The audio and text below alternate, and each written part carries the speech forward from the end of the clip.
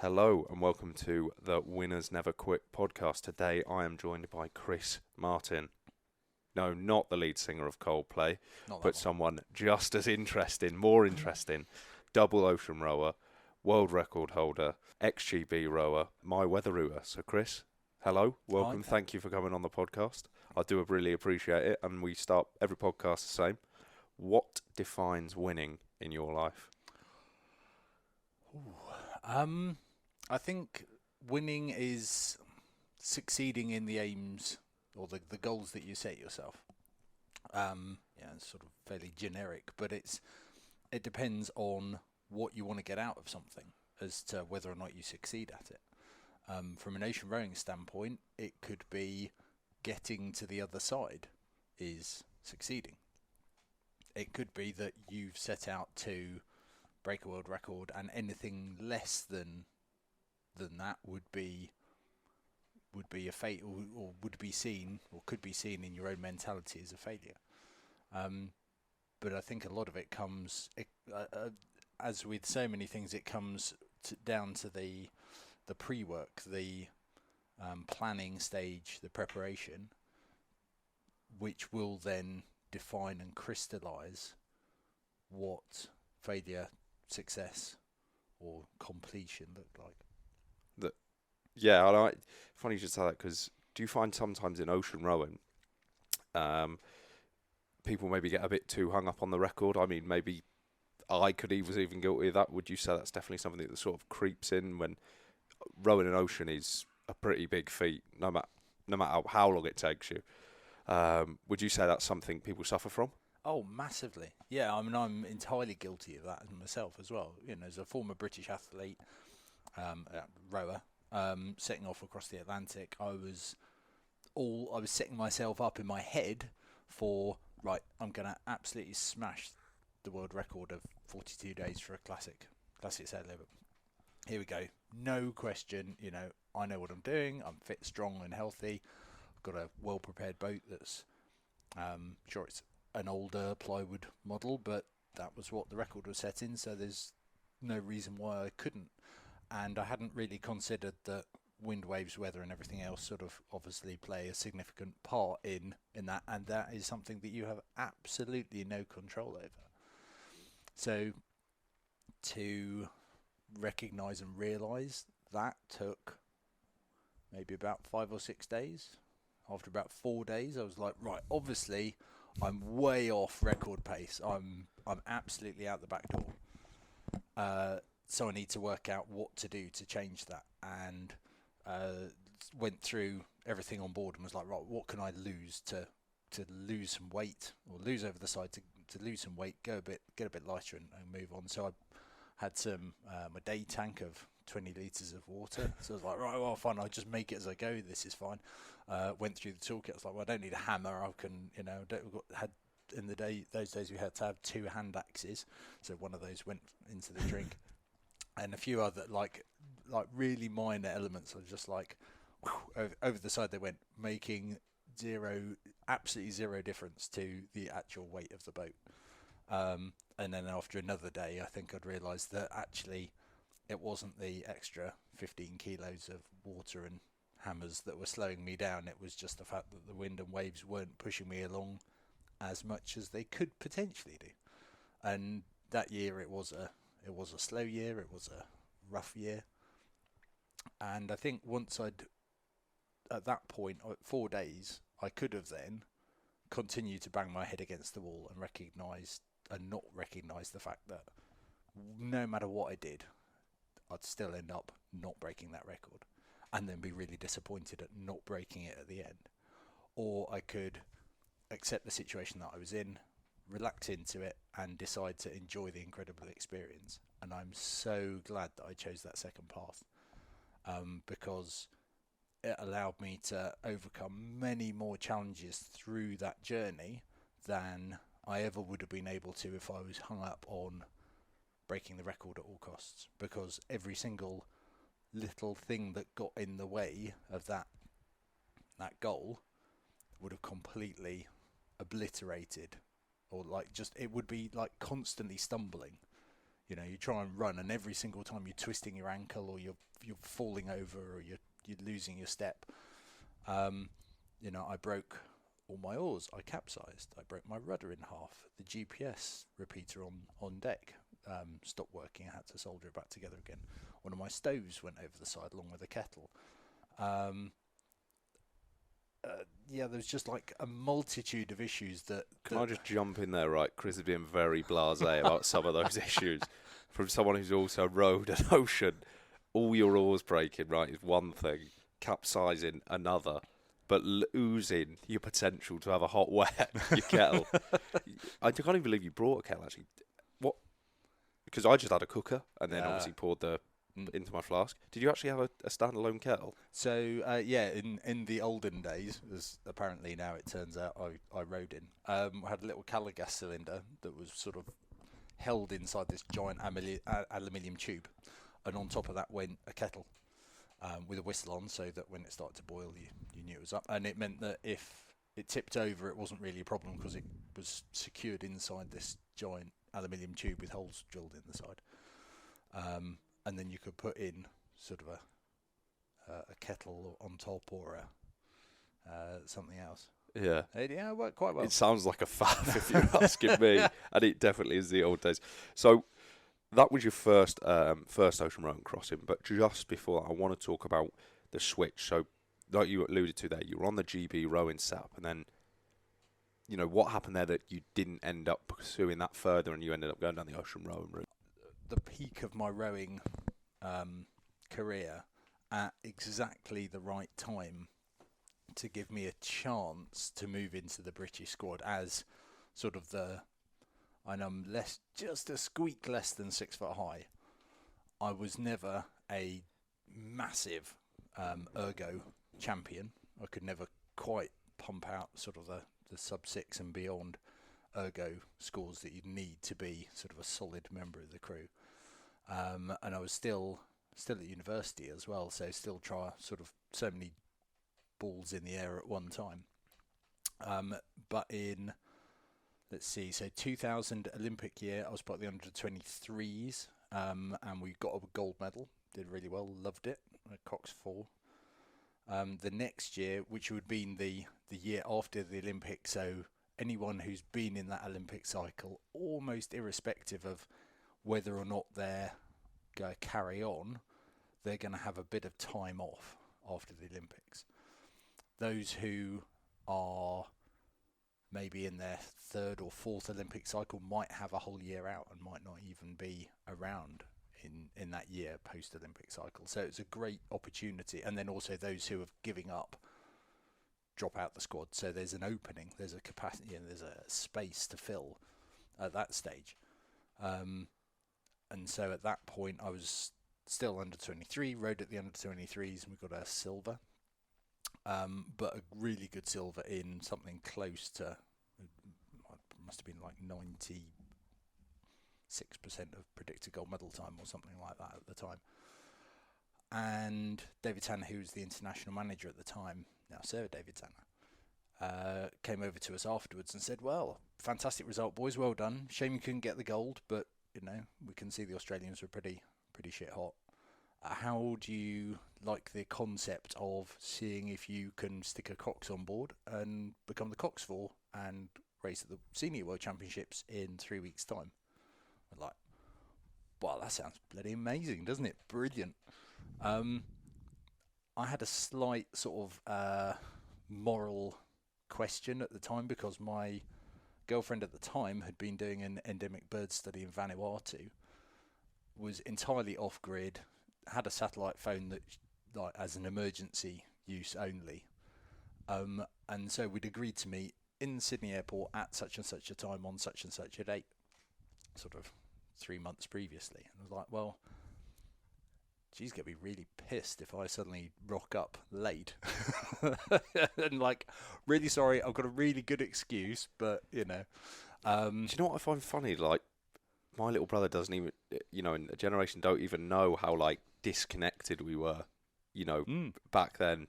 I mean, I was obviously a lot younger, But yeah, it's mental. Sorry, anyway, you said, right, Yeah, Vanuatu, So, girlfriend, Sydney Airport. And thankfully, it turned out that her project hadn't quite. So David Tanner was fantastic. I'd already booked my flights. I was like, look, I'm surviving on student loan and handouts basically to be able to survive and eat. So he was like, well, look, how about you're due to fly out on the, whatever it was, pretty much the day of the race. He's like, well, look, if we get you on the next flight the next day after the finals, is that acceptable to you? I was like, yeah, that'd be amazing. Full, yeah, we could make that work. And so that was what happened. We had a fantastic race within the last, I don't know, must have been 10 strokes of the race. We pulled into third position, beating, I think it was the Slovenians. And that famous a bronze ocean medal. rowing nation, the Slovenians. Sneaked a bronze medal, which was just like manna from heaven. Couldn't have ever guessed that would happen. Which then opened the door to what was going to happen in 2022 and beyond. 2022 came after some illness and injury, mainly illness. Just had a horrible chest infection through most of the winter. 2022. Oh, sorry. No, I don't know. 2002 it would have been. So yeah, you were saying in 2002. 2002, not 20 years 2022. ahead of my time. So in 2002, we raced as part of the spare pair. Went to a couple of the World Cup races with mixed results. Had some quite good events though. We're sort of starting to raise our game, get more into that rhythm of being part of the squad on sort of the odd occasion. And then in 2003 had a really duff result at trials, had poor ergo representation, and got to the point where Jürgen and David Tanner were like, we're really sorry, but you're just not performing at the level you need to. So we're going to have to cut your lottery funding.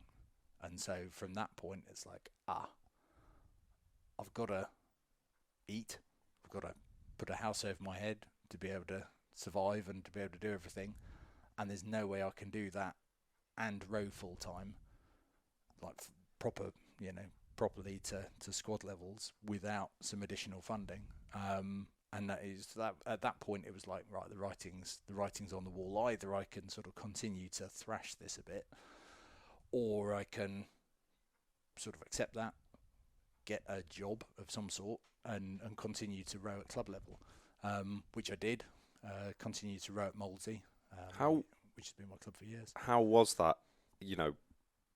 Because you're very successful. Was that the first time you sort of tasted defeat? I don't want to say failure, but had been sort of told maybe this isn't for you. How did you frame your mindset to sort of get over that and to not, because a lot of people would have jacked rowing completely. What made you continue to row? I think I always loved the sport. I always loved being on the water and also the camaraderie, the teammanship of. I never really got up in the morning to go training for myself. I always only ever did it for everyone else who was in the crew. That if I wasn't there, they'd be like, "Where the hell's Chris?"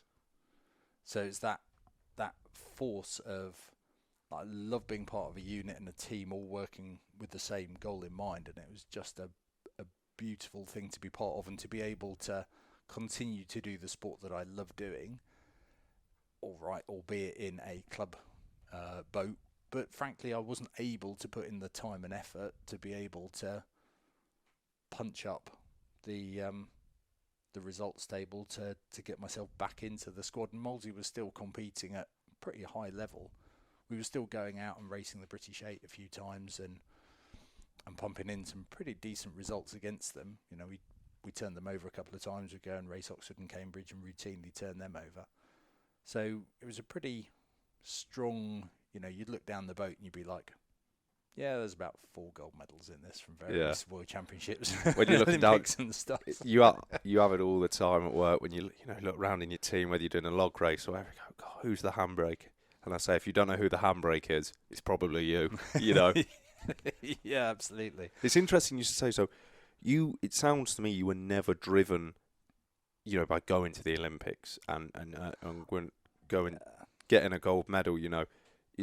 You genuinely had a passion for rowing, and when it wasn't, when that avenue was sort of closed, you were like, well, I'll just row at club level. I'm more than happy to do that. Yeah, I think also the writing had been on the wall for long enough that I'd realised that I always felt lucky and fortunate, and there was never a sense of entitlement about any seat that I got in any World Championship or sort of that level of boat. Never any sense of ownership over it, and it was always like brilliant. We've been able to do what we needed to do to perform at the right level to push ourselves fast enough to get the result that we needed. It was never a sense of I'm owed this or I should be. I guess I always felt lucky that I was there at all. In some respects, I always remember even at a junior level, we performed really well in the seat trials. I was probably one of the top. Well, it must have been the top 4 on my side, so top 3 or 4, I guess, somewhere in the mix. And we got cut away from the rest of the squad, and we got to go out and paddle in an 8 together. And everybody else is still out doing seat trials and racing up and down at home pier point. And we're like, wow, crikey, I might, what do you think? Do you think I might be able to get into the Coupe de la Jeunesse, or what do you think's going on? What's happening? And they're like, well, clearly we're going to see if we can make an 8 go fast enough to be in the World Champs. I'm like, what, you mean I might be going? They're like, yeah, of course you're going. I'm like, oh, right, okay, cool, sweet. That's never had any anticipation of it other than just go do my best, head down. Yeah. I think that work ethic is just, it's so important to almost sometimes if you start looking up and seeing where you are in a race and you're not where you want to be, then it's like, oh, hang on, something's going to trip you up. Whereas if you just stick your head down and keep thundering down some big shovelfuls of water, you just go perform at your best, aren't you? Yeah, I always remember you saying that to me when I were at the start of my crossing when I was racing that. The other guy, Julian, you were like, don't worry. You're like, yeah, don't worry, you're catching him. And I'll be like, come on, tell me where you are. So I definitely, I've experienced that myself.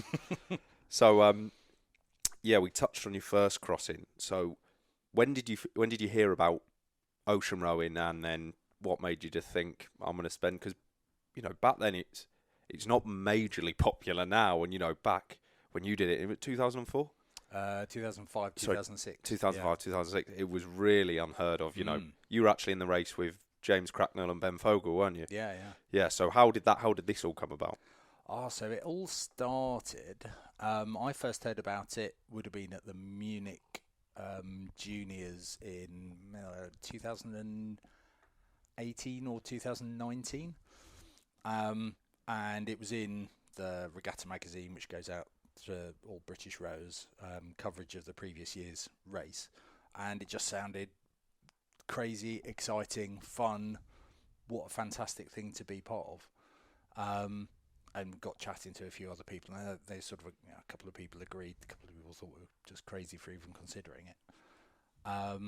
And then didn't hear anything about it, didn't really follow up at all until it must have been 2000, and I guess probably pretty much straight after getting dropped out of the squad. I was like, right, okay, not going to be able to make the Olympics.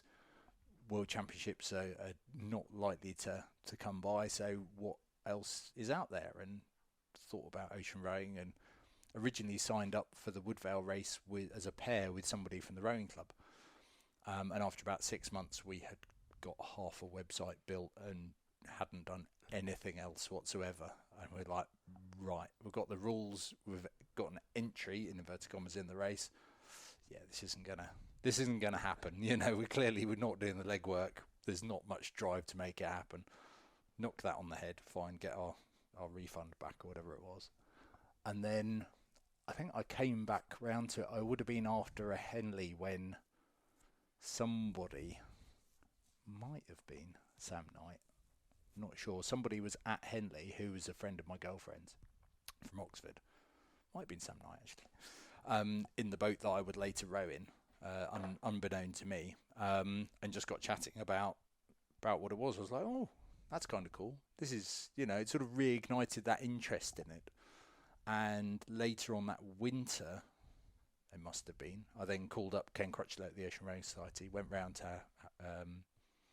to theirs for a chat and a cup of tea, and he sat me down and about 2 hours just unloaded and downloaded just information at me at a crazy rate of, and showed me what an EPIRB looked like, showed me what a water maker looked like, showed me what an Argos beacon looked like, which is the old tracking beacons. Gave me a cup of tea to drink while we were sat there, and gave me a freeze-dried meal of spaghetti bolognese to eat when I got home. Gave me the number for somebody who owned a boat that needed somewhere to keep it, and sort of threw me out the door. And I'm sort of standing there going, I think this might all just be coming together quite nicely. And the guy whose boat he'd suggested I have a chat to about was, the boat was called Pacific Pete, named after Peter Bird, who died rowing the Pacific Ocean in 1992. The guy who owned it was Jeff Allen, who was the first guy to row. So hang on, Pete hadn't died in that boat and they'd recovered? No, sorry, no, it was named after him. Oh, so right, yeah, because, sorry, my bad. No, because it was back in the day, whenever that is, like it's like mid-80s. Jeff Allen by Peter was nicknamed Atlantic Allen. Yeah. Because he'd rowed the Atlantic with his cousin in 1972 and then tried to go back the other way in 1973. No, hang on, 71 and 72. Whereas Peter was always focused, had done the Atlantic in a pair, but had then been focused on rowing the Pacific all the way across east to west, and then fatally on his fifth attempt going from Vladivostok across to the USA. And Jeff was like, oh yeah, well my boat's coming back into the UK in a couple of weeks. I need somewhere to store it. You want a boat that you can show off, and you might want to use this one. If you do, that's great. Let's talk about your ability to charter it from me, and this is the fee. And if you decide not to use it, then at least I've got somewhere to keep it that isn't on my garage, in my garage or on my driveway. So Jane, my wife's going to be really happy about that. So, oh, okay, cool, fine, okay, sounds good. But I had to chat to the boat club. They're like, yeah, there's a bit of space around the back. Move some things out the way, and there you go. And of course, then as soon as a boat turns up, everyone's like, whose boat is this? Who's rowing the Atlantic? Yeah. And at that point, I was like, well, okay. So I've spoken to the Ocean Rowing Society, who at that stage were also putting on a race. And Tatiana said, well, look, if you enter now, then we're going to be selling our race entries across to the Woodvale race. So you still get to take part in the race that's happening, what was it, a year's time, let's say. But for our same fee. And I was like, okay, well, what's the deposit? No deposit, just tell me you're committed and we'll put your name on the website. Oh, okay, fine, sounds good.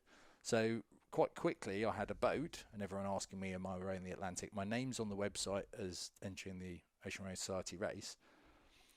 And from then on, it's sort of like, right, okay, this is like the universe is giving me a kick out the door, and it all just sort of came together from there.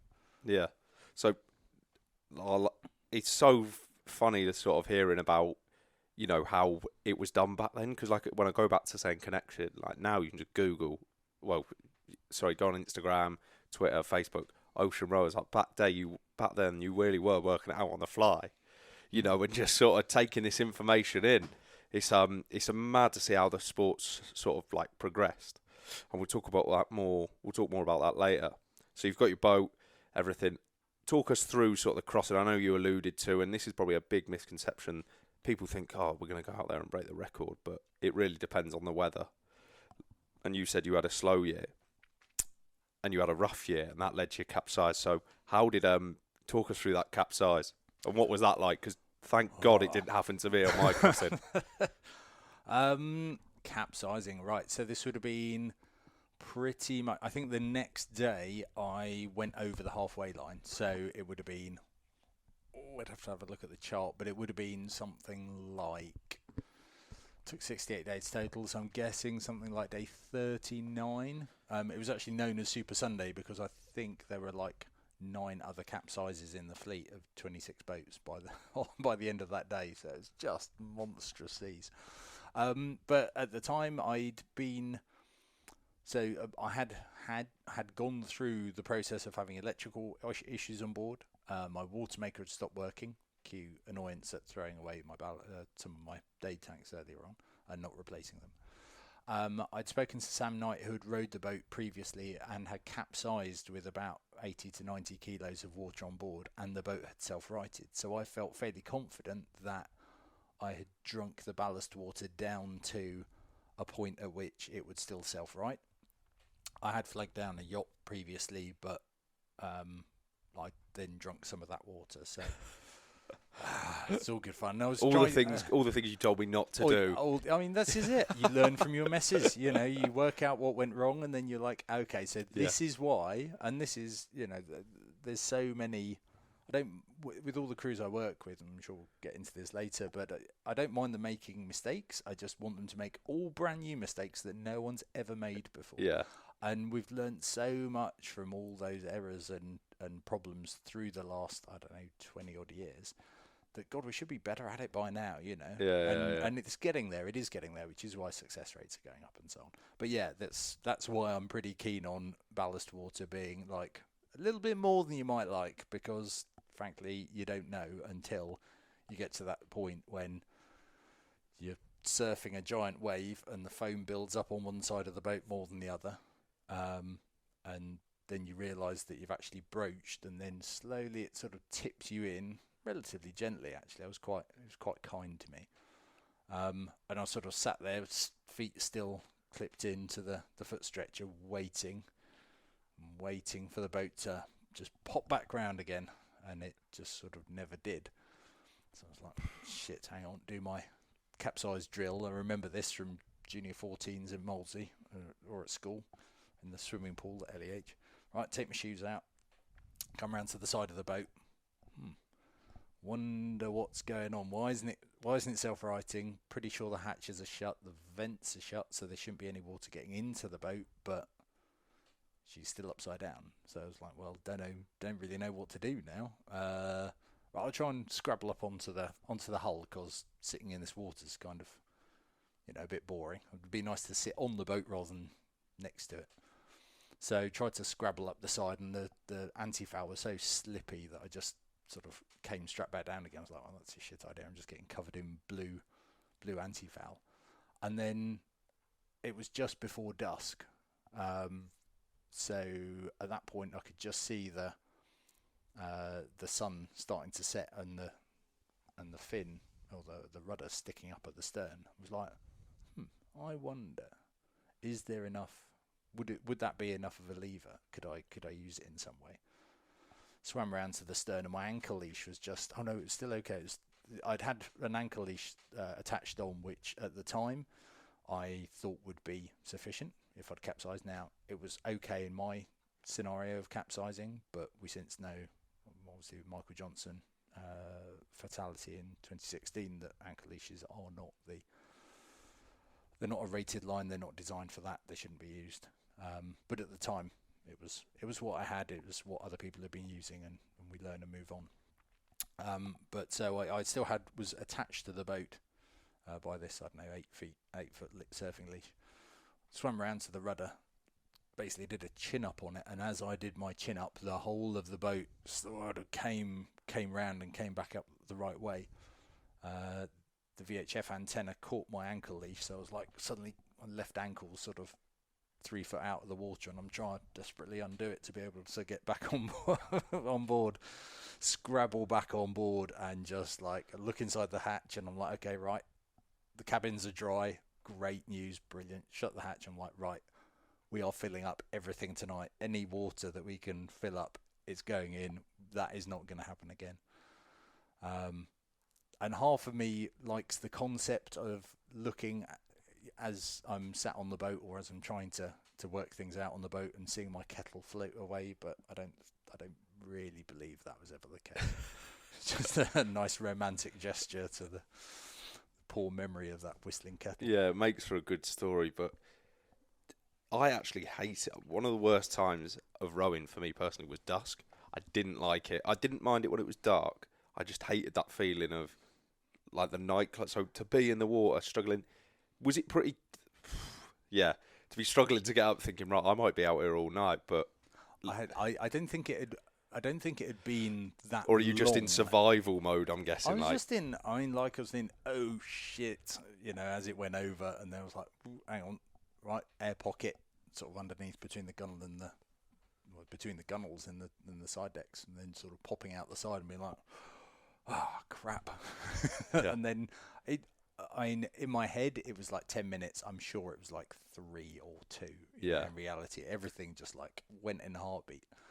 It's funny, when I got like T-boned by a big wave, and the only time I came sort of close to capsizing, again, it feels like you're there for minutes, but in reality, looking back, I'm like, that was probably over in seconds. But in your head, you're like, oh, it was so bad. Oh, it just went on forever. Yeah. I'm pretty sure I don't know what I would have done. Well, I suspect I would have just got the life raft, got the ditch kit, gone through that process, but I think it was, I'm quite proud of myself.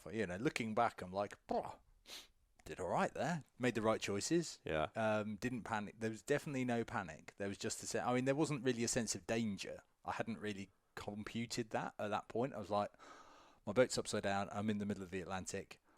I hadn't yet kind of processed this is a really shit situation to be in somehow. My brain hadn't quite computed that. I was still like, okay, right, let's solve it. And that was sort of my mantra, or I guess the way I tackled the whole thing from start to finish was always a sense of, well, here's a problem, like let's have at it, let's overcome it. Yeah. And I guess I would definitely agree that's your mantra. That here's a problem. I've only ever heard you flap once, and you know what that was. But no, you're definitely like, because I'd phone you up or we'd be speaking, because it's a solo row, you have no one really to speak to, and I like to speak to you because obviously you knew what I was going through. I remember you'd text me like 5 days of like shit weather, and I'd be like, oh, Chris, come on, what's the horizon? You'd be like, oh, it's not that great, and I'd just be like, oh, for fuck's sake. I just moan to you for a lot of the crossing, it's mate. It's all right. It'll get better. Yeah, that is definitely your mantra. Even though you capsized, you broke all your oars, you still thought, I want more of this. And then you met Mick Dawson, and then you attempted. You were actually an inspiration. Like, whenever I was feeling bad, I'd think about your second crossing in the Pacific, 189 days. Yeah, right. So this is the world record, the first team to row from Japan to North America, San Francisco. Yeah, I'll let you start. So you finished. How long until you met Mick Dawson and he convinced you to do this? What was the time frame? And then tell us about the other challenges that you faced. Yeah, so I think I met Mick previously because he was... So you met Mick before you rode the Atlantic? Very briefly. He was on the support team who was helping out scrutiny the boats and check them over prior to departure in La Gomera. And we'd sort of, he'd have a look around the boat. Obviously, he was seen as, is and was the ocean rowing guru at that stage, as having done the Atlantic with his brother in the first or the second race in 97, I think. Might have been 99. Clearly knew his stuff. He'd also then tried to row the North Pacific twice. I mean, you're like, this guy knows his stuff. Yeah. He knows the second time he got real close as well, didn't he? Yeah, nearly 1,000 miles. So it's like, so close, but not quite. I mean, 1,000 miles is 1,000 miles is a lot, right, guys? But in the North Pacific, what was your total mileage? 7,000. Total mileage travelled was a bit over 7,000. Direct straight line would have been about 5 and a bit. Yeah. But yeah. So 7,000 to get within 1,000 miles of the coast is pretty good. Yeah. I mean, just gutting. And he capsized right on that last bit, but he was in the cabin at the time, and his boat didn't self-right. I think he had the door on the latch and just a bit too much water got in. But then we really met properly up in after I arrived in Antigua. So I got in maybe just over a day later. My girlfriend at the time broke up with me. She'd been rowing in the same race in a 4, had got off for medical reasons. Met me in Antigua, dumped me. At least she did it. Well, She couldn't really text you back then. WhatsApp Well, wasn't yeah. a thing, so she had to do it to your No, we face. still had sat phones. It's still, still a thing. But yeah, and then, it was like, okay, right, I'm going. I was like, right, okay, fine. Mick, just been dumped. Need a pint. He's like, and straight away he was like, right, which bar? Where are we going? Let's catch up. And we just got chatting, and fairly soon, like while we were in Antigua, he was like, hey, what do you think about coming to row the North Pacific? I was like, wow, that sounds amazing. Honoured that you'd even consider me. A whole raft of emotions from, well, I'm going to have to go home and see my mum first. He's like, well, yeah, obviously, the boat's being built at the moment. We've got a bit of time. It's currently as a solo setup. We can cut and shut things a bit to open it out to a pairs setup. But this is going to give us a really good advantage because we can always keep the boat moving. We can row 2 up if we have to push through bad weather. We can much more accurately get a chance of hitting San Francisco and rowing underneath Golden Gate, and that's the target. And so I left Antigua sort of buoyed up and excited about the prospect of that. And then I guess it would probably, in a revolving period of every fortnight or so, I'd call him up and say, either yes, I'm definitely involved, I'm definitely up for this, or no, I can't do it. It's just too much. It's too big and scary. And there's still only 4 people have rowed the North Pacific. 2 French solos and myself and Mick. So it's a pretty something small about the club. French and rowing oceans, isn't there? Like tough. I mean, yeah, some of the Jura d'Abbeville were a mental journey he went through. Yeah, like the Phenomenal. The guy that did it in a barrel that unfortunately. So, what was his name? Can you remember his name? Not off the top of my No, head, there was a but French explorer that he floated, didn't he, from the Canaries to the Caribbean in a barrel. Yeah, and then he unfortunately passed away the same season I was rowing the Atlantic. Yeah, sorry. So I interrupted. So and then the driving force. So I'd taken a job at basically something nearby where I could cycle to it in the morning. No real pressure. Had a chance potentially to then grow and expand and something within the company in time. And a memo went round about how teaspoons should always be placed handle down in the dishwasher, because otherwise the residue from the dishwasher then forms on the spoons rather than on the handles. And at that point I took a little walk outside, had a little word to myself and called Mick up and went, okay Mick, yeah, well, I'm definitely in. I can't be doing this anymore. I'm off. So that must have been in 2007, and so it was 2 years later, 2009, when we actually set off in May. Yeah, pushed off. Just trying to explain to people listening that don't know much about ocean rowing, what makes the North Pacific and the Pacific more challenging than? No, I'm not going to say more challenging. Different. Yeah, different. Yeah. Well, firstly, the size. It's bigger. It's twice the size ish in terms of total distance to the Pacific. To the Atlantic. Secondly, you have the Kuroshio current, which is a really strong warm water current that comes up from the Philippines, carries across up past Japan, and then heads out into the North Pacific. If you can get into that current and get locked into it, it can really help you for 500-600 miles offshore.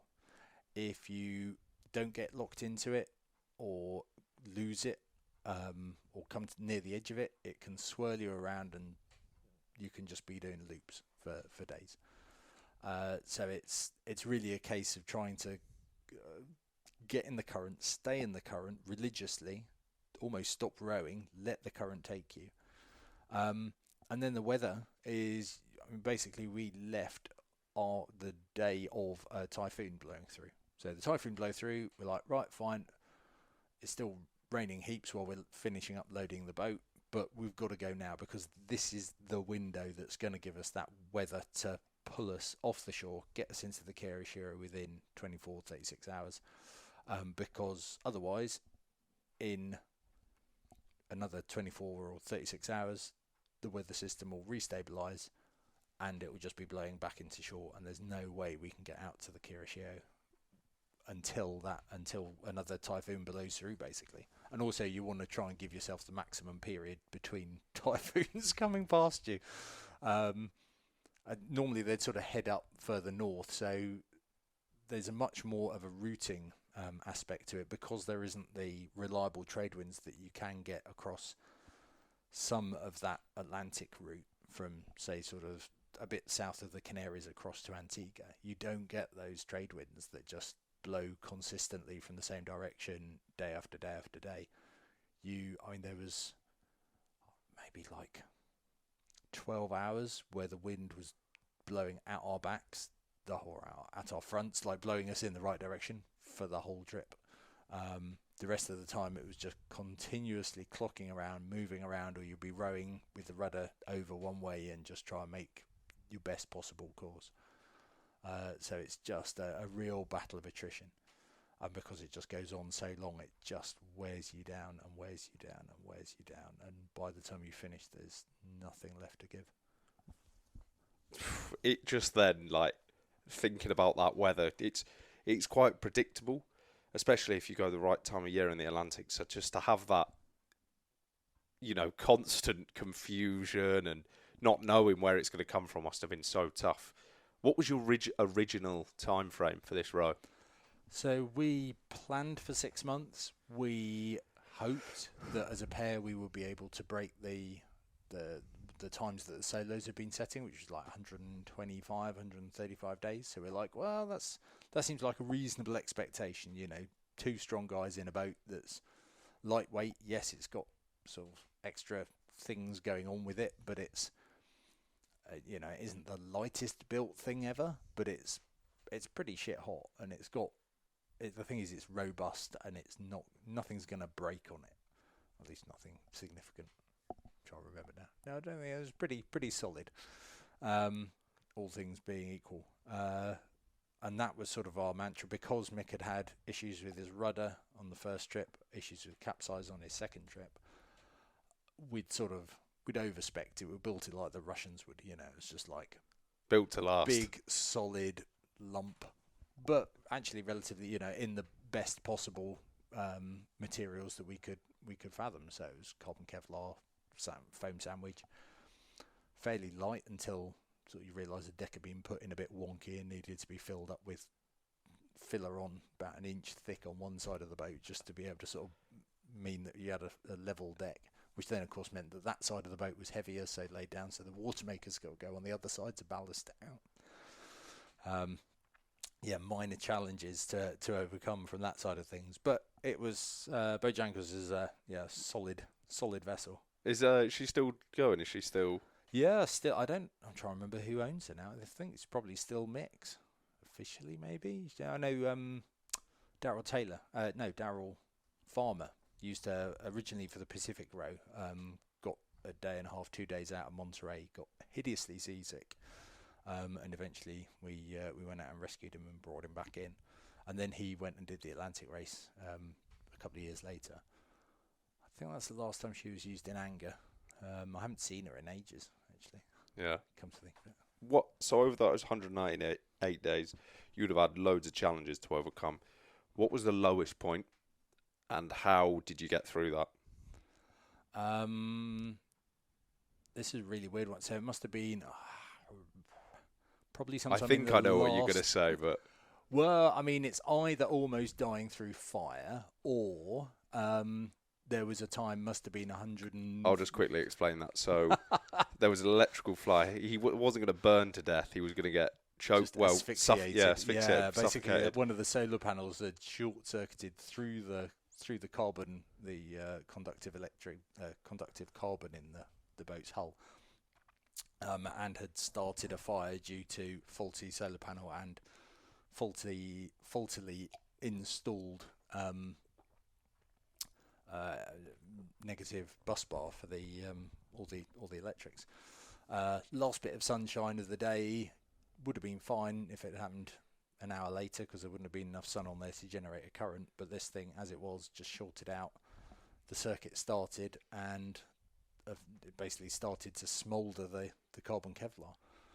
Mick thankfully noticed that the compass was doing a little whirligig just above the cabin door, so it was reacting to the current that was pumping through it, and then noticed a sort of heat haze. I'd had the door on the latch, thankfully, thank God. And he had spotted that there was a bit of a heat haze and a bit of smoke coming out, and was like, seems odd. Went inside the cabin, opened the door, it was just like plume of black smoke, and I'm none the wiser. I'm just like completely out for the count, not because of the asphyxiation, but just because I'm exhausted and tired. Yeah. So it's like fire, and just like hauls me outside. I'm like, yeah, I'm just, feels like you ever seen the videos of people trying to eat cinnamon? Yeah, it's just like, just this dry, dusty stuff, just like, you need a drink of water. Smoked 100 Marlboro Reds, something like that. Hideous. So, just turned off all the electrics. Thankfully, the carbon in the boat never got to ignition temperature, because at that point, all bets are off and it will just burn down until it burns out. And we would have been sat there in the life raft looking at our smouldering dreams.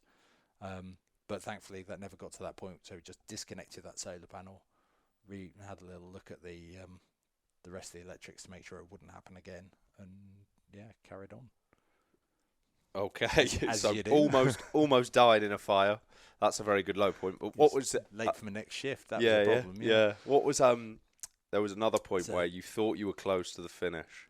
Oh, well, I was going to say the lowest point, it has to be sometime in that last 2 months where we thought it would be the last month.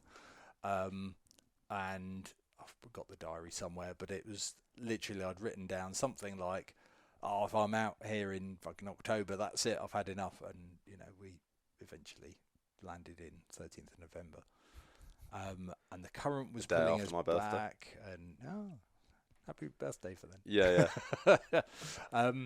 And the current was playing with us. I was just exhausted, and I'd had more than enough of my fill of the whole project to that point, and it was dark and it wasn't particularly pleasant weather. I just had enough. I was just like, I just need something to change, and I prayed. And I'm not in any way a religious person. I wouldn't classify myself as in any way that way inclined, or my belief system's very much around sort of the science and what you can see and what you can understand and believe. And I prayed that something would help me at that point. And the current, within 30 minutes, the current had changed and helped us out for the next hour or 2 hours. And then it went back to doing what it was doing before. But but for that little moment when I was absolutely at my lowest possible point, I was crying. I was just like angry and cross and despondent and had nothing left to give. And the Pacific had taken everything. And at that point, the current just changed enough to allow me to keep going and to keep rowing and to finish my shift and to then go and have a bit of a nap. Couldn't agree more. You got to look for those little wins when times are tough, haven't you? Especially on the ocean.